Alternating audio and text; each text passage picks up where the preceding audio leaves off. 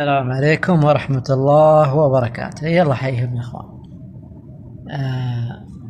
يا جماعة، تغريدة في تويتر وانتشرت في حساب في انستغرام، بس بصراحة يا جماعة شيء غريب من الآخر.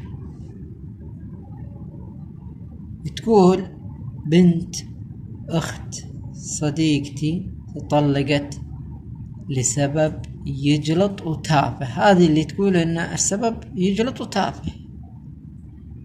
تخيلوا، عشانها علقت على جسمه بمزح وهم يشوفون مباراة، وقالت ليتك طويل زيهم وتهتم بنفسك زيهم. قال لها يعني معلش يا جماعة،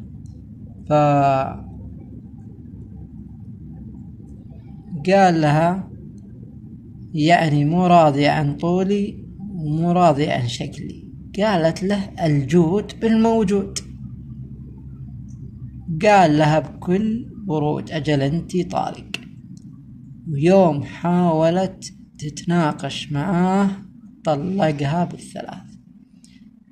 يقول هنا الأكثر تداولا: زوج يطلق زوجته بعدما سخرت من طوله وقارنته بلاعب الهلال سافيتش. والله ما أدري من هو هذا لاعب الهلال، لكن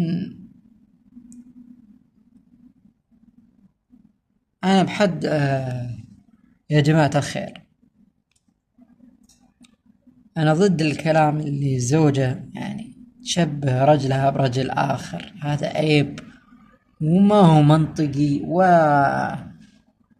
ومن حق الزوج إنه يزعل بصراحة. يعني كن صريحين يا جماعة الخير.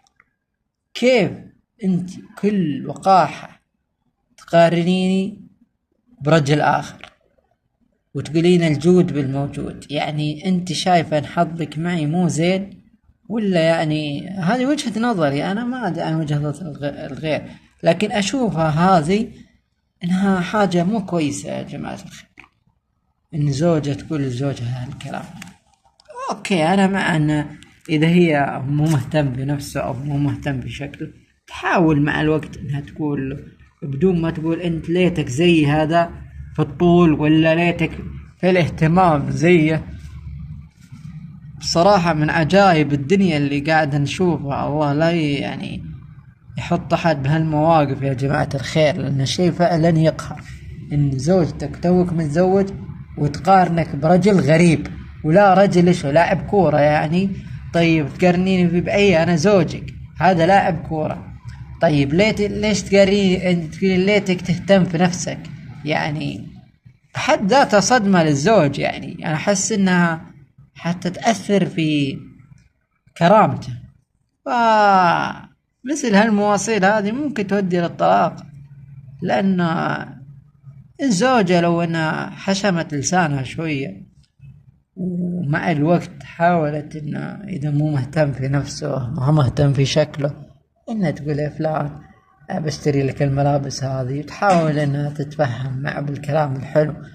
أما إنها تشبه برجل غريب يلعب كورة وتقول ليتك زيه والجود بالموجود، هذه الحالة الكلمة الجود بالموجود هذه دقة قوية ترى يا جماعة الخير.